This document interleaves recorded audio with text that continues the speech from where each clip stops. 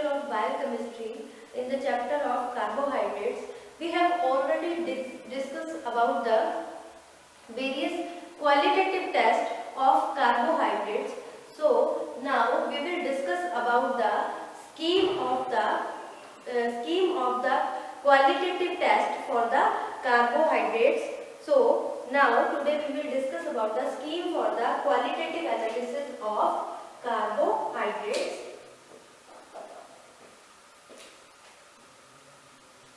Scheme for the qualitative analysis of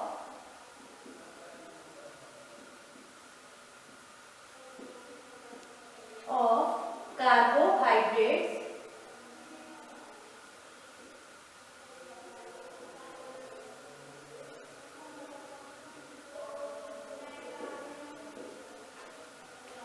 हमने last lecture में cover किया था different types of qualitative test for the carbohydrates. अब अलग अलग जो टेस्ट किए थे हमने, उससे ये तो पता चल गया that carbohydrates are present in the given test solution और टेस्ट सैंपल में प्रेजेंट है। अब ये जो स्कीम है, scheme for the qualitative analysis of carbohydrates, इसमें हम क्या चेक करेंगे? इसमें हम देखेंगे कि जो कार्बोहाइड्रेट्स जो हमने अलग अलग टेस्ट किए, जैसे मॉलिश टेस्ट किया, फेलिंग्स टेस्ट किया, बारफॉइड टेस्ट किया, Tollens test and iodine test, उस टेस्ट के अकॉर्डिंग ये जो मिक्सचर है, टेस्ट सॉल्यूशन है, उन टेस्ट सॉल्यूशन में जो कार्बोहाइड्रेट्स प्रेजेंट है उनकी क्या नेचर है, इससे हम ये डिटेक्ट कर सकते हैं नेचर ऑफ कार्बोहाइड्रेट्स। अब नेचर से क्या मतलब है? नेचर मींस अब जो कार्बोहाइड्रेट्स है, हमने अलग अलग क्लासिफिकेशन पढ़ी इसमें कार्बोहाइड्रेट्स की, कि रिड्यूसिंग शुगर होती है, नॉन रिड्यूसिंग शुगर होती है, मोनोसेक्राइड्स होते हैं, डाइसेक्राइड्स होते हैं, पॉलीसेक्राइड्स होते हैं। तो गिवन सैंपल में हमने उसकी नेचर को डिटेक्ट करने के लिए किस तरह से, कौन से टेस्ट है, उससे क्या पता लगेगा कि इससे रिड्यूसिंग शुगर प्रेजेंट है, नॉन रिड्यूसिंग शुगर प्रेजेंट है। So this scheme is used to detect the, किस लिए यूज की जाती है? To detect the nature of carbohydrates. Nature of carbohydrates का मतलब क्या हुआ? भाई इसमें कौन सी रिड्यूसिंग शुगर प्रेजेंट है, नॉन रिड्यूसिंग शुगर प्रेजेंट है, मोनोसेक्राइड, डाइसेक्राइड, कौन सा कार्बोहाइड्रेट इसमें प्रेजेंट है। तो इसमें सबसे पहले हमने क्या किया था? टेस्ट सब्सटेंस लिया और उसमें क्या किया? मॉलिश टेस्ट किया।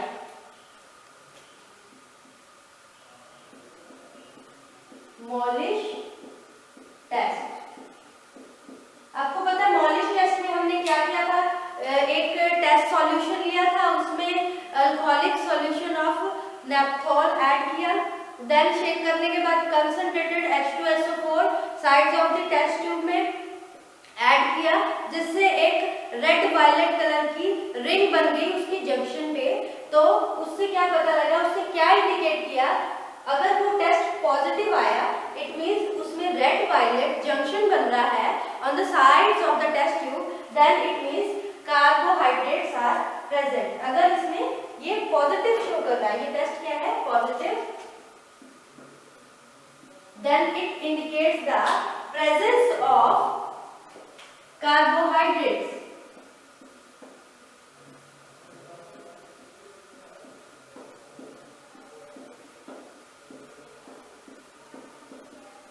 इससे ये पता चला कि हमने इसमें मॉलिश टेस्ट के बाद कि इसमें कार्बोहाइड्रेट प्रेजेंट है।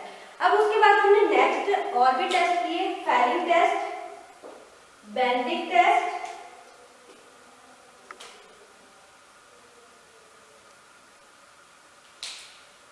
हमने जो नेक्स्ट टेस्ट किए that are Fehling's test,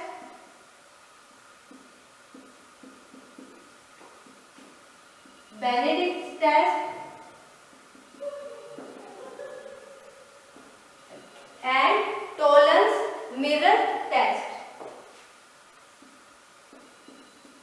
Tollens mirror test. तो हमें जब ये पता चल गया मॉलिश टेस्ट से कि गिवन सैंपल में कार्बोहाइड्रेट प्रेजेंट है, अब हम ये डिटेक्ट करेंगे कि दैट कार्बोहाइड्रेट इधर रिड्यूसिंग शुगर है और नॉन रिड्यूसिंग शुगर है। तो उसको डिटेक्ट करने के लिए हमने ये टेस्ट किए, Fehling's test, Benedict's test and Tollens mirror test. इनमें भी आपको पता है कि ये रिएजेंट्स होते हैं। फेलिंग टेस्ट में फेलिंग रिएजेंट एडिशन की थी, बेंडिक्स में बेंडिक रिएजेंट की एडिशन की थी। दोनों में ही ब्रिक रेड प्रेसिपिटेट की फॉर्मेशन हो रही थी। और टॉलेंस रिएजेंट में आपको पता है टॉलेंस रिएजेंट क्या है, अमोनिकल सिल्वर नाइट्रेट होता है, रिएजेंट होता है, वो ऐड करने से इसमें सिल्वर मिरर की फॉर्मेशन होती थी। इससे क्या पता लगेगा कि अब ये रिड्यूसिंग है या नॉन रिड्यूसिंग है। अगर ये जो टेस्ट फेलिंग टेस्ट से उसमें ब्रिक रेड प्रेसिपिटेट आ रहे हैं, बेंडिक से भी ब्रिक रेड प्रेसिपिटेट आ रहे हैं, और टॉलेंस मिरर टेस्ट से जो सिल्वर मिरर की फॉर्मेशन हो रही है, इट मींस टेस्ट अगर पॉजिटिव है तो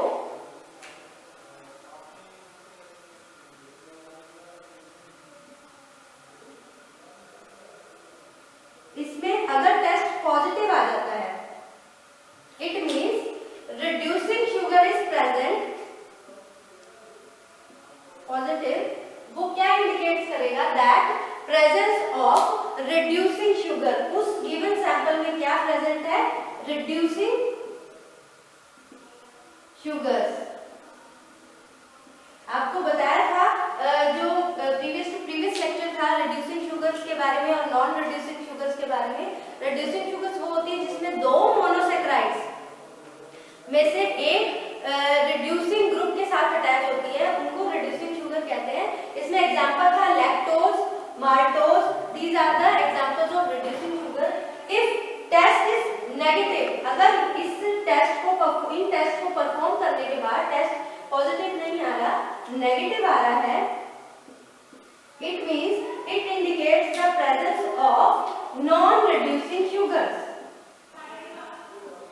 ये किसको रिप्रेजेंट करता है कि जो गिवन सैंपल है उस गिवन सैंपल में क्या प्रेजेंट है, नॉन रिड्यूसिंग शुगर्स प्रेजेंट है। नॉन रिड्यूसिंग शुगर वो होते हैं जिसमें दो मोनोसेक्राइड्स यूनिट है, उसकी जो आपस में लिंकेज है दोनों ही रिड्यूसिंग ग्रुप के साथ, या तो कीटो और एल्डिहाइड दोनों रिड्यूसिंग ग्रुप के साथ ग्लाइकोसाइडिक लिंकेज हो रही है। एग्जांपल भी करवाया था इसको, सुक्रोज का एग्जांपल करवाया था। So this is about the reducing and non reducing sugar. इन टेस्ट में हमें रिड्यूसिंग और नॉन रिड्यूसिंग ग्रुप के बारे में पता चल जाता है। अब हम देखेंगे कि इसमें मोनोसेक्राइड है, रिड्यूसिंग की बात करें तो इसमें हम डिटेक्ट करेंगे कि उसमें मोनोसेक्राइड है या डाइसेक्राइड है। इसको डिटेक्ट करने के लिए हम क्या परफॉर्म करेंगे, स्लीवनॉफ टेस्ट।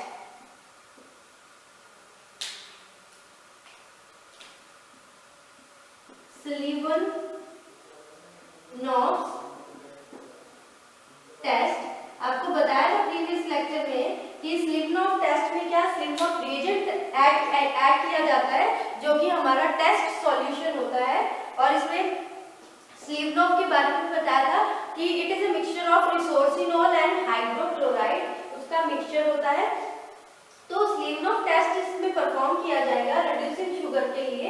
अब इसमें डिटेक्ट करना है मोनोसेक्राइड है या डाइसेक्राइड है। इसको डिटेक्ट करने के लिए अगर पॉजिटिव आ रहा है, ये तो इसमें ये डिटेक्ट करना है ना कि मोनोसेक्राइड है या डाइसेक्राइड है।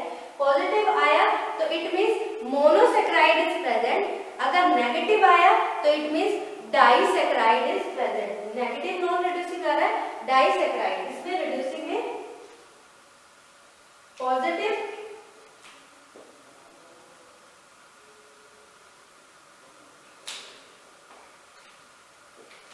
पॉजिटिव रिजल्ट आया इसको परफॉर्म करने के बाद, देन मोनोसेक्राइड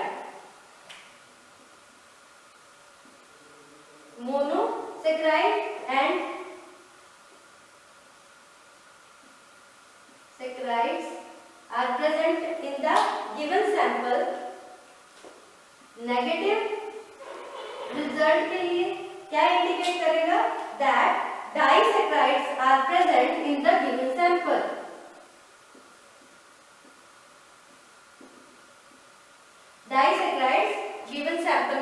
गिवन सैंपल में प्रेजेंट है। इसके बाद इसको चेक करने के लिए हमें बारफोर टेस्ट करना है, स्लीवनॉफ टेस्ट नहीं करना।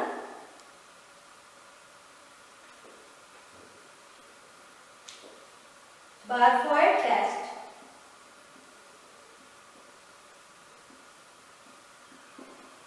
बारफोर टेस्ट में हमने पढ़ा था कि जो बारफोर रिएजेंट यूज किया जाता है, बारफोर रिएजेंट ऐड किया जाता है।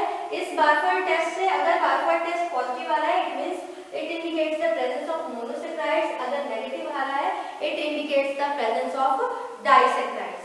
अब मोनोसैकेराइड शो कर रहा है, इट मींस उसमें कीटो ग्रुप भी हो सकता है, एल्डोज ग्रुप भी हो सकता है, एल्डिहाइड ग्रुप भी हो सकता है, कीटोनिक ग्रुप भी हो सकता है।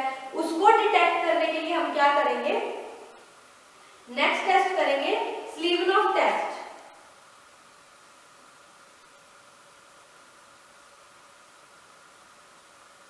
जो हमारा नेक्स्ट टेस्ट है that is स्लीवनॉफ test.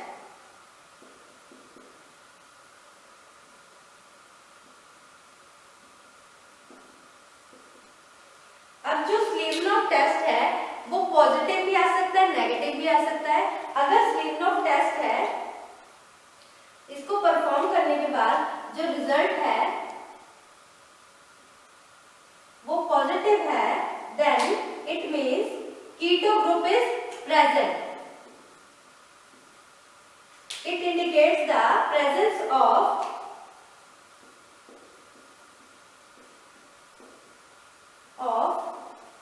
keto group, ketosis. If result is negative, then it indicates the presence of aldosis, aldehyde group present also.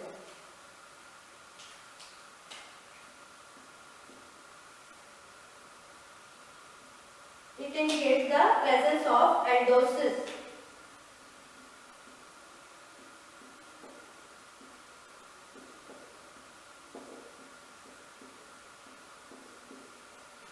ये तो बात हो गई रिड्यूसिंग शुगर्स की, कि हमने उसमें ये भी डिटेक्ट कर लिया कि मोनोसैकेराइड्स है या डाइसैकेराइड्स है विद द हेल्प ऑफ बारफोर टेस्ट।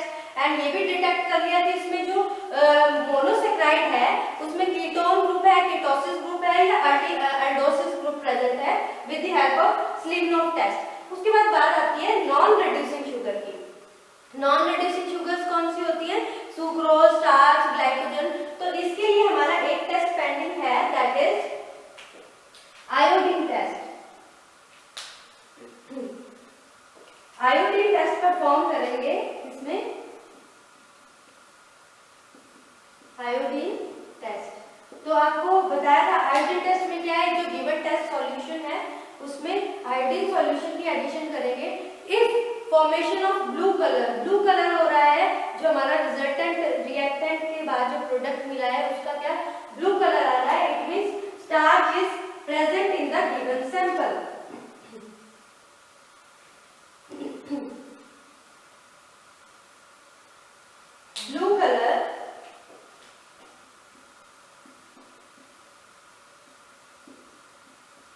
ब्लू कलर क्या इंडिकेट करता है कि इसमें स्टार्च प्रेजेंट है इन the given sample.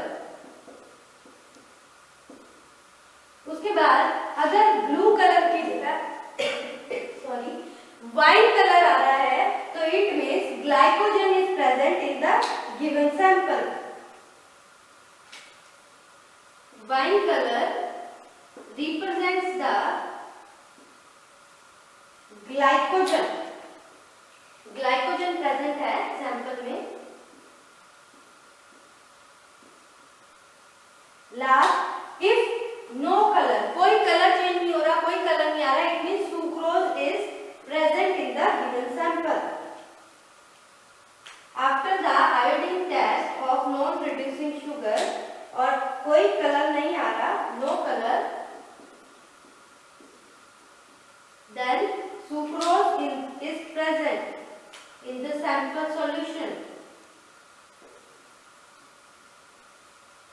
So this is the schematic chart for the qualitative analysis of carbohydrates, आपको क्वालिटेटिव टेस्ट करने के बाद आपको कैसे आप डिटेक्ट करोगे कि इसमें कौन सा ग्रुप प्रेजेंट है, मोनोसेक्राइड्स हैं, डाइसेक्राइड्स प्रेजेंट है, reducing, non reducing.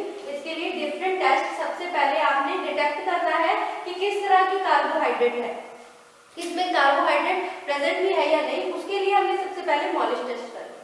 Molisch test positive आया, इट मींस कार्बोहाइड्रेट प्रेजेंट है। अगर कार्बोहाइड्रेट प्रेजेंट ही नहीं है तो आप बाकी सब टेस्ट कैरी ऑन नहीं कर सकते, इट मींस उसमें कार्बोहाइड्रेट है ही नहीं। अब कार्बोहाइड्रेट की प्रेजेंस हमें पता चल गई तो हम अब ये डिटेक्ट करेंगे कि इसमें कौन सी रिड्यूसिंग शुगर है या नॉन रिड्यूसिंग शुगर है।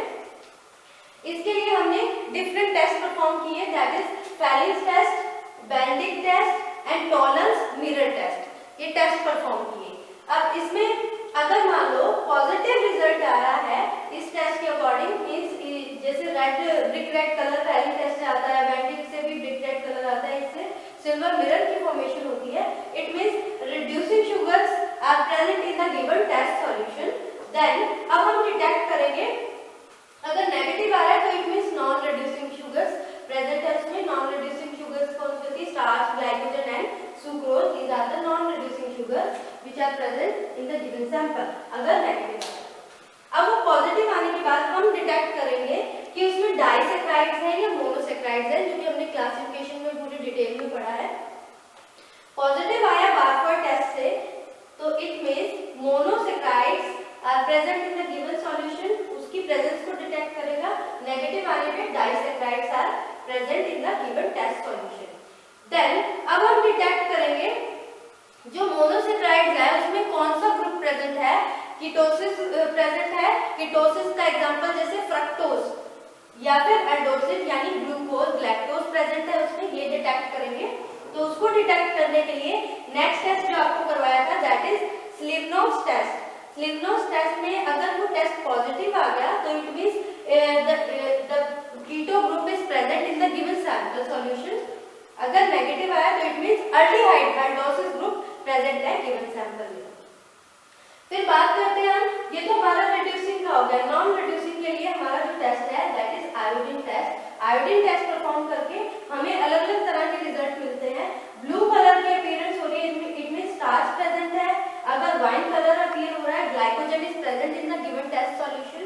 अगर कोई भी कलर चेंज नहीं हो रहा तो it means sucrose is present in the given test solution.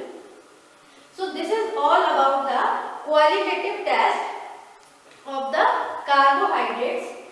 Next हम पढ़ेंगे कि इससे रिलेटेड डिजीज कौन सी होती है जो कि कार्बोहाइड्रेट मेटाबॉलिज्म को रीअरेंजमेंट होने के कारण हमें वेरियस डिजीज के बारे में स्टडी करेंगे। ये हमारा इस चैप्टर का लास्ट टॉपिक है, कार्बोहाइड्रेट का लास्ट टॉपिक है।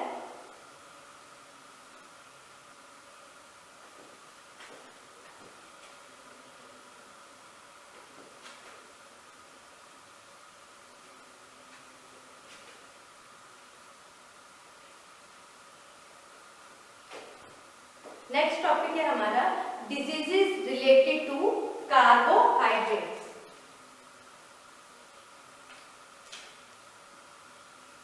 Diseases related to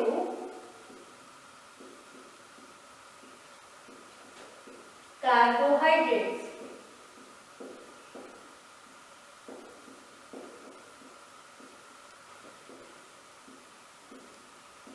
अब कार्बोहाइड्रेट से रिलेटेड 3 डिफरेंट डिजीज हैं जो कि कार्बोहाइड्रेट मेटाबॉलिज्म के चेंज होने पे होती हैं। तो इसमें there are 3 types of diseases which are responsible due to derangement of carbohydrate metabolism का डीअरेंजमेंट होता है। कार्बोहाइड्रेट मेटाबॉलिज्म के बारे में एक डिटेल स्टडी है, इसी पर एक अलग से यूनिट है, वो हम आगे फर्दर जब न्यू चैप्टर करेंगे तो उसमें प्रोसीड करेंगे। अभी सिर्फ हम इसकी डिजीज के बारे में पढ़ रहे हैं। सबसे पहले कार्बोहाइड्रेट रिलेटेड डिजीज 3 डिजीजेस हैं। इसमें हम पढ़ेंगे diabetes mellitus, hypoglycaemia, first one is diabetes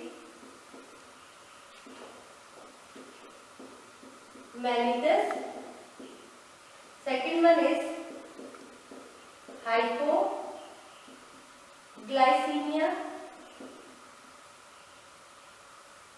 and third one is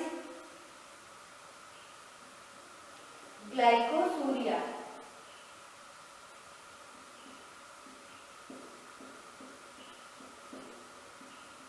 in disease के बारे में डिटेल स्टडी करेंगे। फर्स्ट ऑफ ऑल अगर हम डायबिटीज की बात करें, सबसे पहले हमें ये पता होना चाहिए हमारी बॉडी में जो ग्लूकोज लेवल है वो कितना है। जो नॉर्मल ग्लूकोज लेवल है वो हमारी बॉडी का 80 to 120 mg/dl है। अगर ये ग्लूकोज लेवल कम या ज्यादा होता है तो that is responsible for diabetes. तो फर्स्ट डिजीज है which we study today, that is diabetes mellitus. Diabetes mellitus की बात करें, इसमें क्या होता है, नॉर्मल हमारा ग्लूकोज लेवल है 80 to 120 mg/dl, normal glucose level in our body.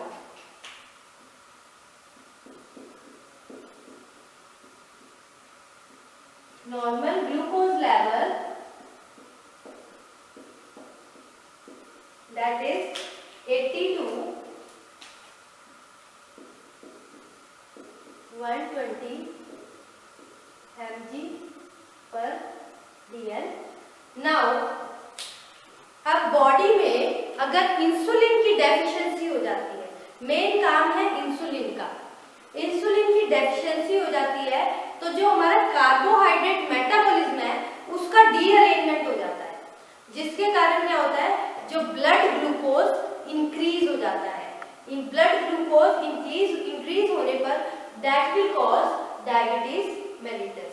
Blood glucose बढ़ने के कारण क्या होता है, डायबिटीज मेलिटस। इसको दोबारा से समझेंगे कि इसका मेन कॉज क्या है, डेफिशिएंसी ऑफ इंसुलिन। इंसुलिन की डेफिशिएंसी हो जाती है, deficiency of insulin which will cause dearrangement in the carbohydrate metabolism। डीअरेंजमेंट कर देता है, मतलब कि उसका सिस्टम डीअरेंज हो जाता है of carbohydrate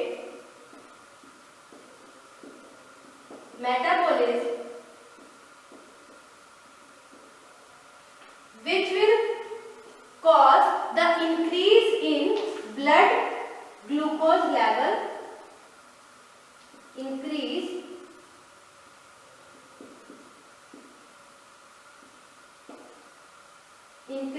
in blood glucose। जो हमारी नॉर्मल ब्लड ग्लूकोज है, जो हमारी नॉर्मल ग्लूकोज लेवल है, उससे जो ब्लड ग्लूकोज लेवल है वो इंक्रीज हो जाएगा। दैट विल कॉज, जो क्या कॉज करेगी, diabetes mellitus.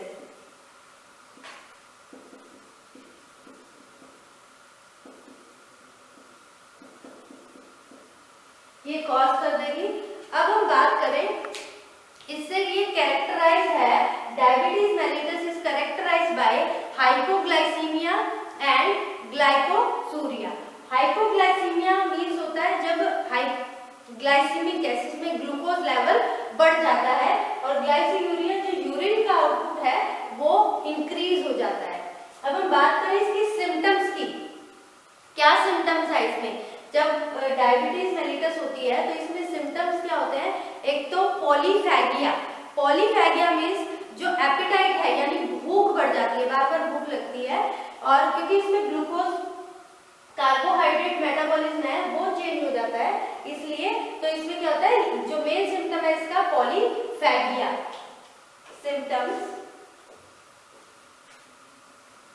Symptoms of diabetes mellitus are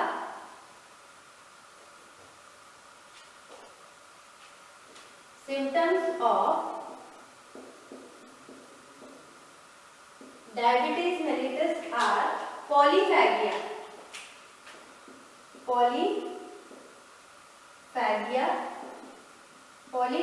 means increase in appetite,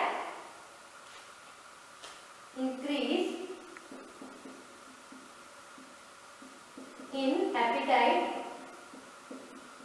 भूख लगना बार बार।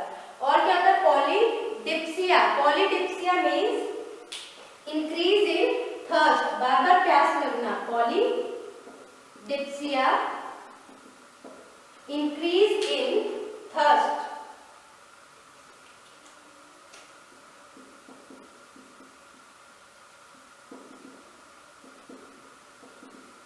नेक्स्ट जो सिम्टम है that is polyuria, it means urine का आउटपुट बढ़ जाता है, पॉलीयूरिया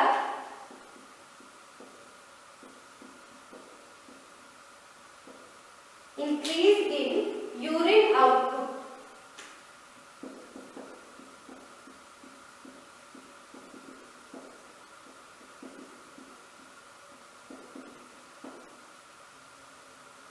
यूरिन का आउटपुट इंक्रीज हो जाता है। So these are the symptoms of diabetes mellitus, that is polyphagia, polydipsia and polyuria, ये इसके सिम्टम्स हैं डायबिटीज मेलिटस के। नेक्स्ट हमारा आ जाता है causes for increase in blood sugar level in the diabetes. क्या कॉज है जिसके कारण क्या होता है जो ब्लड शुगर लेवल है वो क्या होता है इंक्रीज हो जाता है, बढ़ जाता है। तो इसके मेन कॉज हम पढ़ेंगे।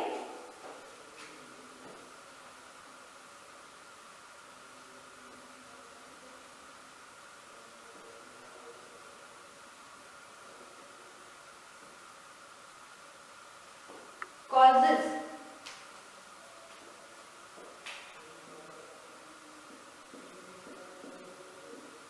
कॉजेज क्या है?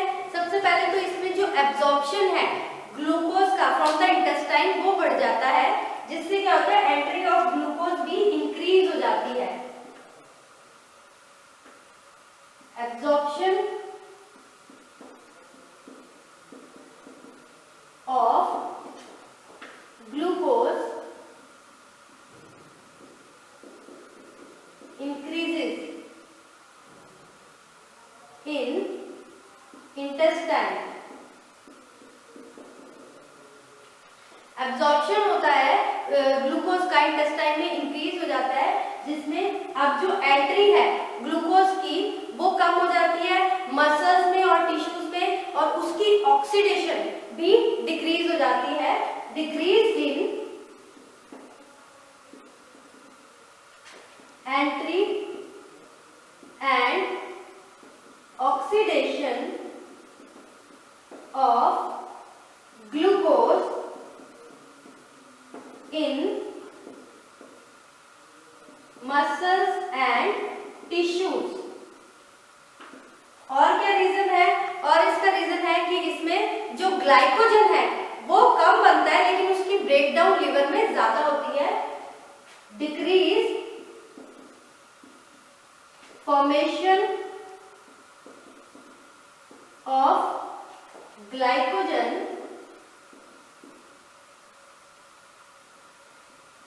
and increase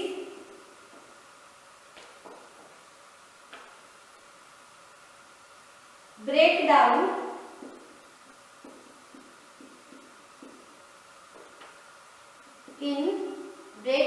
of glycogen in liver।